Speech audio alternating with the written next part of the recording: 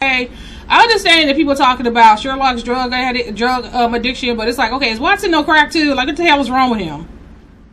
Okay, so I am back with my recap of Netflix The Regulars, Season 1, Episode 4, both The Needle and the Knife. Okay, so it's sometime at night. This factory is just closing. The factory workers are leaving to go home, to go to the nearest pub, wherever they're going. And so you had these two workers who were walking together. One attacked the other. And then the next thing you know, the worker cut the face off this individual. Of course, the police officer stumbles upon the scene. The guy makes a run for it. Of course, the police officer looks for the guy. The guy's nowhere to be found. So we flash to B, Jesse, and Leo. They are in the cemetery at their mother's grave. And they're obviously complaining about how messy it is, how the bottles and trash and all the stuff is around. And Leo, he's still reading through the book. And he started reading this passage about how, she was like Jesse, and how, maybe Sherlock and Watson used her the same way that Watson is using you now to try to help them figure out, these supernatural occurrences. I think perhaps Sherlock and Watson used her for her powers, just as Watson is using you for yours. And then he talked about an experiment that she was involved in, and this led them, or at least Jesse, to conclude, like, well, maybe they're the reason she went crazy, maybe they're the reason why she died, and now she's angry, trying to rationalize what happened to her mother. Now, obviously, there's no evidence of that, but that's where she went. No wonder she went mad if she went through all that. What if Sherlock and Watson were responsible for her death? So, B and Leo, they're talking, they're bantering back and forth. They've now left the cemetery, and they're kind of standing over this kind of walkway that connects these two buildings, and you could actually see 21B from the bridge. So they're standing up there and talking, going back and forth, bantering back and forth, and then they eventually finally kiss.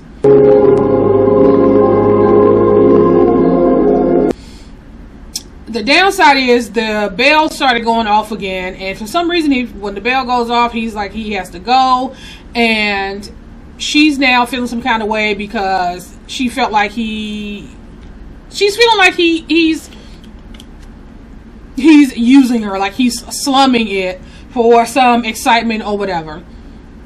And he's saying to how he's sorry he has to go, but he has this other engagement. I better be going. I have a thing I need to attend. You're just going to disappear off again? And, he said that he would be back around 10, and she was like, don't even worry about it. And so she left. And so, of course, now he's like, okay, I just screwed that up. So, yeah, that's how it's looking. That's how it's looking right about now. So, Jessie is asleep. She's having another nightmare. She's in the tunnel or the cave. And then this monster appears. She touched her wrist, and now she's back talking to the linen man. She's kind of letting him know, what's going on. And then he, telling her how he knows how she feels, how he felt the same way, and how you always feel like people are trying to use you. And then he was, telling her that, or requesting that, she continued on and with, tapping into, everyone, these individuals' memory, trying to figure out how they came into this power. And of course, she freaked out and she started to panic because, like, I can't do it. And then she woke up. So B and Jesse are on their way to meet Watson for their new case. And so before they got there, she's telling Jesse not to say anything about their mother, about, basically about anything that they found out. So he's telling them about, the case, about how the guy, the murderer is David Oliver, and how the victim, how he murdered the victim Paul Cambridge. And they found David Oliver's body 10 days ago. And so Jesse was like, wait a minute, the murderer was murdered 10 days before he committed the murder. And so Watson is like, but basically, that's why it's, such an odd case. So the murderer was found murdered 10 days before the murder? Correct. So he, basically finished up telling them what they needed to know to fill them in on the case. And so she was still there. They were still there. And he's like, so what are you waiting on for me to say thank you? Like, he can't miss opportunities to be an asshole, right? And so she said that she wanted to speak to his business partner. We just felt like now would be a good time for us to meet your business partner. And he basically said that his business partner is unavailable. And then she said his name, which took him back, because he never said their name, so they know who he is. And he said no, he's too busy, he's working on other things, he's not available. So she bolted upstairs to see if he was there, because he had made mention of him working on something in his room. And so she bolted upstairs, and he ran after her, and she made it all the way upstairs, got into the room was empty. And so she felt like, you only said that because you knew what I would do, and you knew he wasn't here, and blah, blah, blah, blah. And he basically told them that he was trying to tell them how insignificant they were, and if they ever went near Sherlock, that he would crush them, each and every one of them. And it's like, okay, you go anywhere near Sherlock, I will crush every single one of you. Okay, I understand that people are talking about Sherlock's drug addiction, but it's like, okay, is Watson no crack too? Like, what the hell is wrong with him? Okay, so during the meeting with Watson, they found out that the investigating officer is Lestrada, and initially he requested for Jesse's help, based on her ability to be able to see things and sense things that other people can't. So Jesse, Spike, and Billy show up at the crime scene. Initially, Lestrada wanted to work with Jessie on her own, and of course she wasn't going, and Spike and Billy definitely wasn't letting her out of their sight. And so he basically you find out that he's just as much of an asshole as Watson. You're here for one reason, because someone told me you were warped in a way that might be useful to me. So there's this, there's this guy who owns this pub, and he's I guess because the police officer has the place blocked off, the customer's not able to get in and out, and so he's complaining. So as they were walking to talk to him, find out what was going on with him, Jesse inadvertently touched a random guy who was standing out there.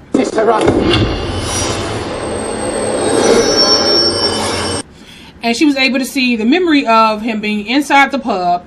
She saw this young girl who was there sitting by herself. These three men walked over, bought her drinks, to get her all liquored up. Next, one of the guys got a key from the bartender, who's now out there, causing a scene. They took her upstairs, and she went into a room, and the door closed. In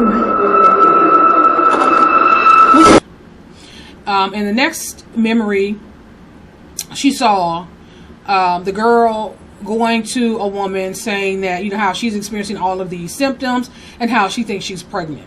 Headaches, pain, lower down. I think I'm with child. And so that's when she kind of snapped out of the memory. And I was confusing at first, because I'm like, well, how would he know that she went to see somebody and found out that she was pregnant? And Billy, they saw her kind of fall, and that's when she realized that it wasn't the guy. Even though he looked like one of the guys that was in the pub, she realized it was actually like a glamour or something like it was actually a girl who looks like, it was the young girl in the pub who looked like one of the guys. Okay. That's the guy. That's the killer. But he's not. He's a girl. And so she ran off. The girl ran off. And Jesse ended up identifying her and saying that she's the murderer. I mean, I know that, she looks like a he, but that's actually a girl.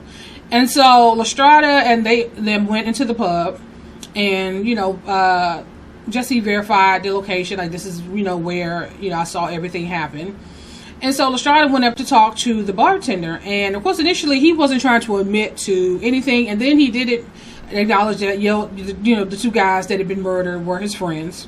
And he said something, Lestrada asked him about the girl they took upstairs. And he was like, well, no, nothing like that ever happens here. And And then he tried to paint the girl as a whore. And If she snuck upstairs with someone, she's probably a whore. She isn't a prostitute. of course, Jess was like, no, she's not. You know, I saw the needle marks on her hands, so she's a seamstress or something to that effect. She's not a whore.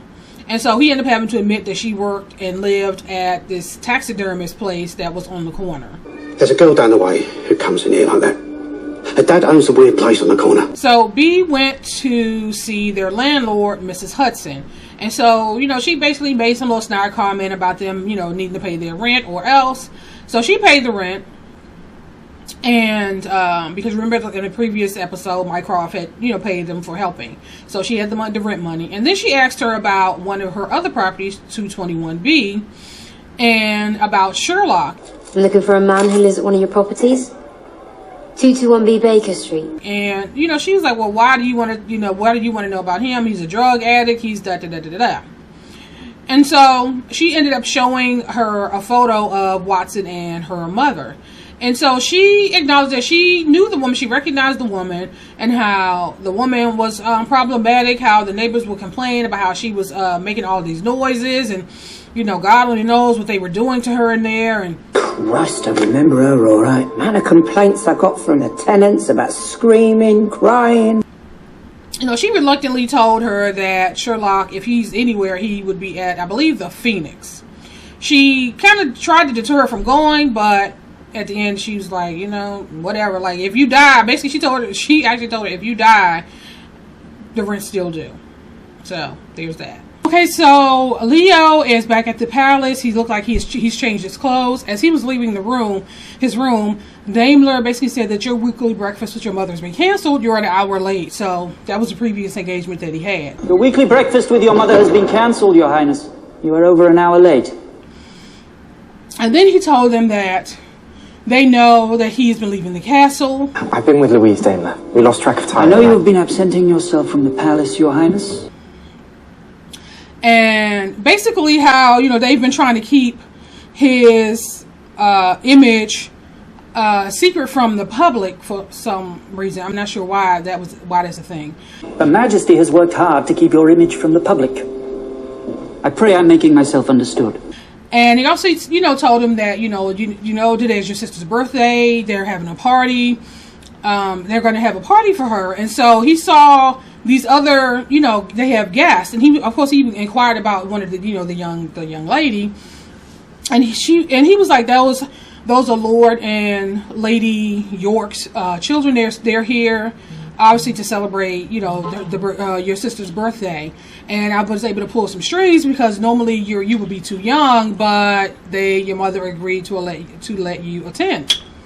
And so he was kind of briefly, you know, enamored with old Eleanor Margaret. Okay, so Lestrada and the rest of them went down to talk to the taxidermist where the young girl lived. And he basically said that, you know, they, you know, took her in, and she lived downstairs, and basically they don't go down there anymore. So he's all freaked out, and like, we don't know what she be doing down there, but we don't go down there anymore. Comes and goes as she pleases. Listen, we don't go down there anymore. So they ended up going downstairs, and as they were looking around, Jessie pulled open one of the cabinets, and she saw the three faces of the guys. So we flash to Leo. He's now getting ready for this party, and then there's this voiceover of Daimler basically saying that you won't be permitted to leave the castle anymore. Make no mistake, sir. Your time leaving the palace is over. And because of that, we need to find ways of entertaining you and, you know, keeping you entertained and wanting to stay home. So we must find a way to help you enjoy yourself. And so he, you know, you see him leaving the room. He walked out. You go to the party. It's filled with people all dressed up in their couture, and they're all milling around. And of course, when he walked in, because nobody has really ever seen him, you gather from their reaction. And so that made him a bit uncomfortable that people were kind of staring at him. And then his sister walked over, and she was like, well, you know how unfair it was that she had to wait until she was 18. He's 17. So she had to wait until she was 18 to come out. And so she was just joking with him and kind of laughed at him a little bit. And they talked, and she basically was like, well, just, you know, enjoy yourself. I was 18. I suppose I'm just more mature than you. So he kind of walked around, and he's now looking at the clock, because remember, he told B that he would meet her back on the bridge at 10. And so just as he was about to make a break for it, Eleanor Margot walked up and introduced herself, and then they started a conversation. And then eventually she pulled him on the floor to dance. So B makes it to the Phoenix. She walks in. She basically tells people at the door that she's there to pick up for someone. So they let her in.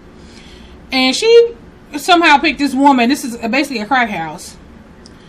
This woman who looked like she don't even know what day it is, what year it is, she don't even know who she is, right? So she's asking her like, if she knows who Sherlock Holmes is. And so she turned, and next you know, she's face to face with Watson. And so now she's like, oh hell, what am I going to do, right? So she thought that she was clever by claiming that he was with the police and the whole thing. And so of course that caused a kerfuffle, and so he ends up running around the corner. Police! This guy's police! And she was so pleased with herself until the crackhead woman stood up and said, well, she's with him too, because she's around here asking questions, right? This one's asking questions too. This girl. So she ends up running, and her and Watson ends up in the same closet hiding, right? And so she ends up mocking him, basically saying, well, what would have happened to all that if you see us, you're going to crush us and all that. Like, basically, what happened to all that, you know, this tough guy who was threatening us.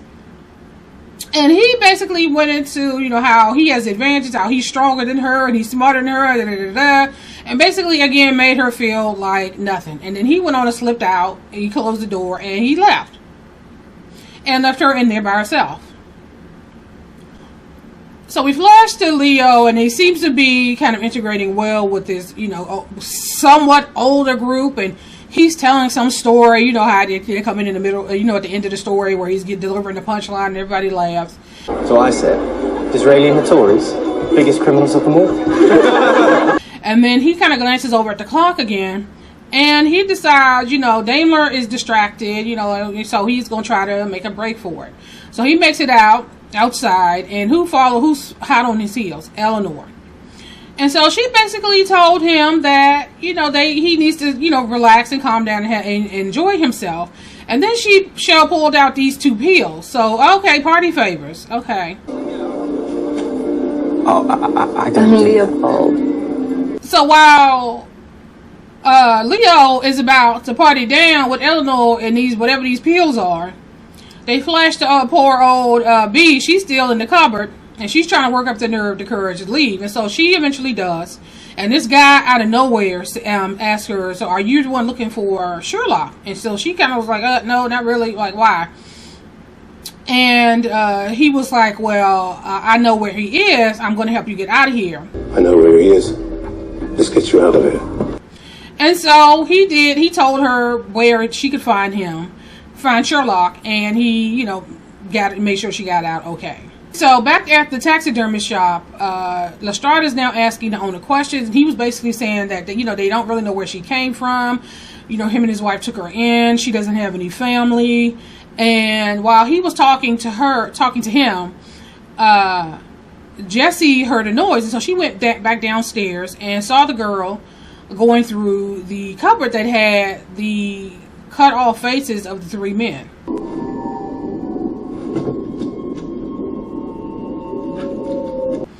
And so she tried to talk to the girl, and the girl was like, you don't, you know, basically asking her who she was and what was she, and basically said that you don't know what you're talking about and how they took everything from her. You don't. They took everything from me. And so at this point, we have no idea what she means by, you know, what she meant by that, them taking everything from her. But I don't know if it was Spike or Billy that was on the, you know, was calling out to Jessie, and they were all coming downstairs. And so she made a break for it, the girl. And so she, you know, told them that she ran out, and so they all chased after her, and eventually she kind of disappeared in the crowd.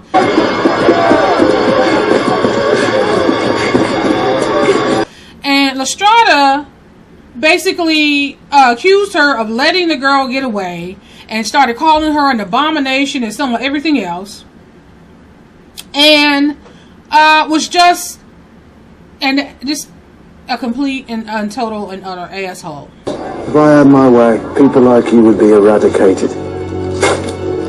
So Lestrada returns. He said he went to 221 Baker Street to tell them how Jesse and them were the reason why this girl disappeared into the night.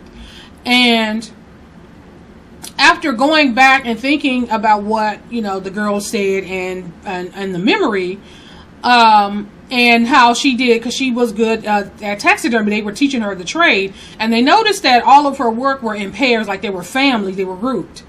And so Jessie put it together that what she meant by that, when she went back into the memory and saw the whole thing play out, she realized that when she went to the woman that asked her, told her her symptoms, and how she thought she was pregnant, and she was happy, happy that she was pregnant, and the woman told her, well, no, you're not pregnant, and basically you're not going to be able to have children. And she saw the scar, the wounds and stuff on her arm, and she told her that she had syphilis. You won't ever be. You got syphilis. And so when she told Jessie that they had taken everything from her, it was her ability to have her own family. And so they came to the conclusion that she's going to take someone's family. And Lestrade was like, okay, but the 3 victims didn't have family. But the bartender did. So they reflected back on when he initially went in to talk to him. And the bartender was like, this is a family establishment. I have a family. My family lives upstairs. Nothing like that goes on here. I'm a family man. This is a respectable establishment. So now they're trying to make it to save the bartender. So we flash to the pub, and the bartender, he's down making him a drink. He turns around, he sees his friend John, and so it scared him because he didn't hear the person come in. Jesus Christ, John! And so they sat down, they started talking, and the conversation, he can notice that the conversation was quite weird. He was talking about how that girl, they think that girl that we took upstairs is the one that's doing this, and how we gave her syphilis, and how we maybe all she wanted was the ability to have a family of her own. Maybe all she wanted was a family of her own. And the bartender was kind of looking kind of weird, and maybe we were responsible, and the other 2 guys and you were responsible for taking that away from her. Maybe that's what we stole from her.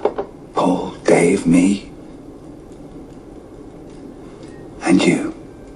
And so, of course, he's like, well, I never touched her. I didn't give her syphilis. And so John was like, but you were a part of it. You played a role in this as well. And it ended up making the comment about how I'm going to be a better you than you. Don't worry. I'm going to be a much better you than you ever were. And then she lunged at the bartender.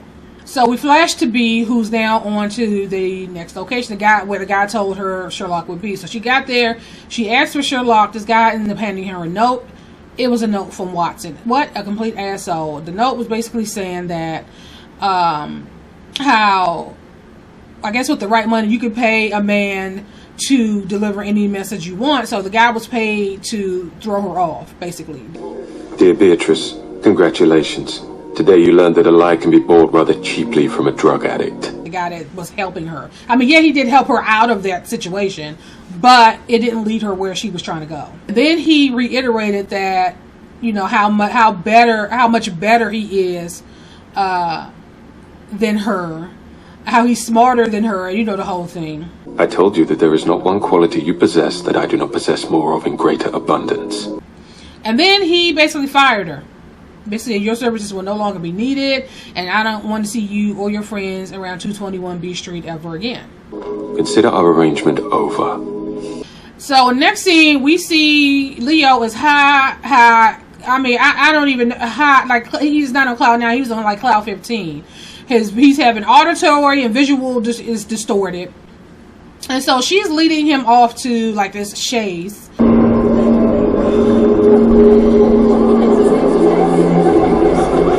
And so they're sitting down and she's kind of rubbing all on his leg and kissing him. And I'm like, okay, there's this whole issue of consent. He is clearly not in a position to consent to anything, but you know, she's kind of all over him. I think we should take me somewhere more private, Your Highness. And that was weird to watch. So while this is going on, they flash to B. Even though she really didn't, in the beginning, really didn't think, you know, that he would ever show up, she did go back to the bridge and she was there waiting for him. And I guess after the night she had, she probably figured like, what the hell, you know. So they quickly flash back to Leo, and while, you know, Eleanor's still all over him, and then one of the girls from the party, she's visibly sick. And Leo was like, well, aren't you going to go and help her? And Eleanor was basically like, why? You know, she's just being a drama queen. She can take care of herself. Why? She's just an attention seeker. And that really rubbed Leo the wrong way. And he kind of looked at her, and it made him reflect on B and how selfless and how much compassion she has. And he walked out. He left. You don't have what she has. Yeah. So you flash to the bartender. It was so creepy. So he walked in to the house and kissed his wife, and she's kind of looking at him all confused, like, what's gotten into you?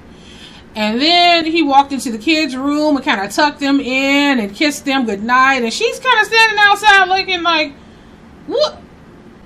Who are you? Who are you? What's going on here?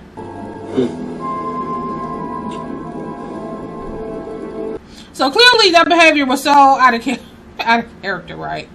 So Leo makes his way outside again. He's about to jump off the, I don't know, the second floor. Daimler ends up finding him and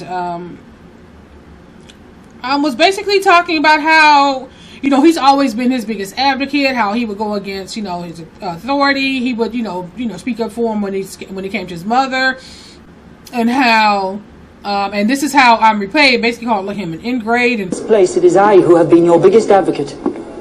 I pushed back against doctors, against my superiors, to give you the most normal life I could. And he was like, I don't know where this drive comes from, where you want to be normal, you're not normal, and you're never going to be normal. And you can see Leo's face, and he's like, I don't want to do this. Like, he wanted to, you know, be with B and I guess the rest of them. And so he ends up jumping. Now, remember earlier, you know, in the first episode, you find out that he's a hemophiliac. And so it was like, okay, so he jumped. You saw him hit the ground. Daimler blinked, and he was gone. Like, he had disappeared. Like, he vanished in the thin air. So I'm like, how in the world did this child who was so sickly move that fast?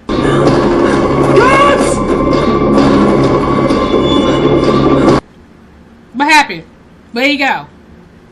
So the bartender and his wife, they're in bed. They hear glass cracking, like somebody was breaking in there. Remember, he lived over on the second floor of the bar.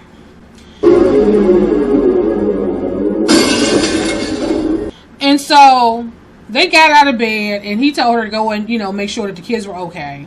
And he went to see what the ruckus was. So Lestrada is now sitting in the bar, and Jesse, Spike, and Billy arrived, and they see the bartender on the ground. She killed him. She killed the landlord. She is if she took it. You see Lestrada all distraught and disheveled, like, you know, she killed him, and I'm like, you can kind of tell that something was, you know, he's kind of weird. Like, he don't convey that he has more disdain for what he considers to be unnatural creatures than fear. And so, but they was like, okay, so where did she go? And he's like, she went out back, and so he ended up running out back into the woods. And so now Billy and Spike are together. Jesse is with Lestrada. And it was something that's, you know, that clicked in her mind that made her realize that wasn't Lestrada. So she ends up getting the gun from him, and she was like, well, what gave it away? And she was like, because you were nice to me. What gave me away? You were too nice to me.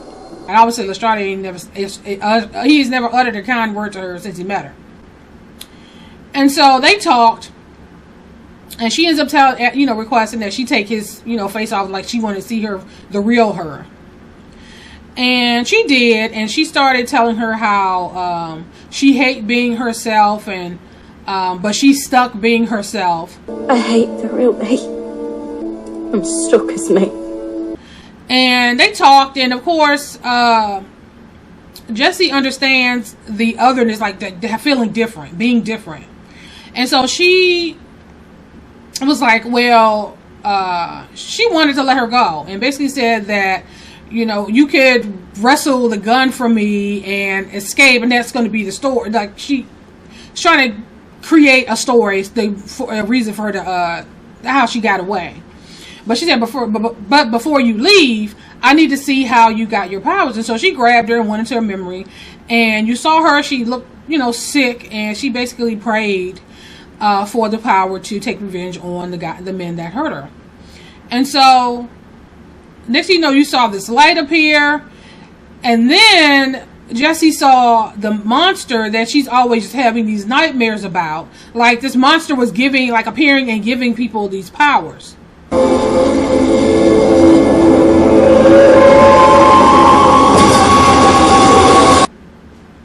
And so, of course, that freaked her out. And so now, she's back in present day, and she, basically let her go. No, actually, before she let her go, she was like, if I let you go, are you going to kill again? Take this gun. If you escaped, would you kill again?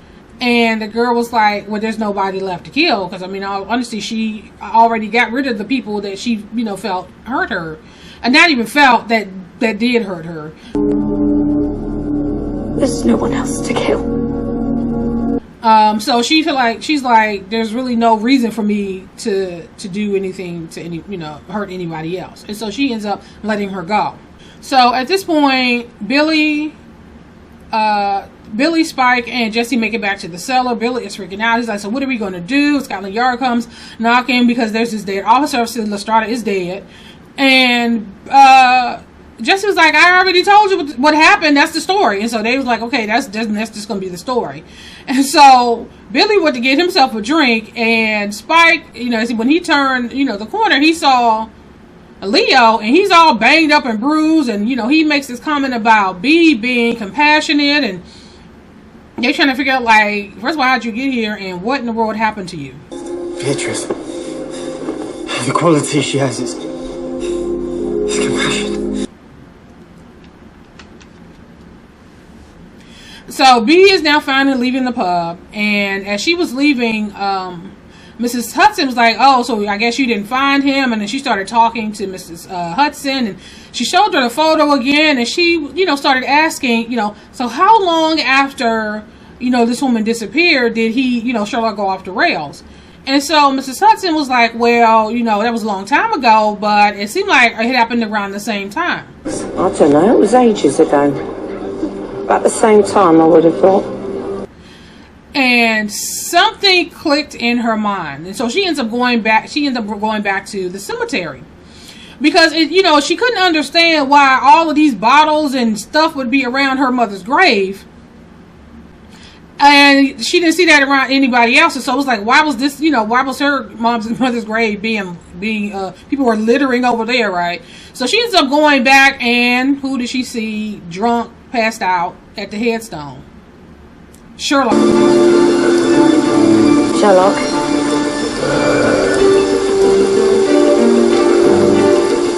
And that is pretty much how this episode ends. But I'm going to end this here, and I will talk to you guys later.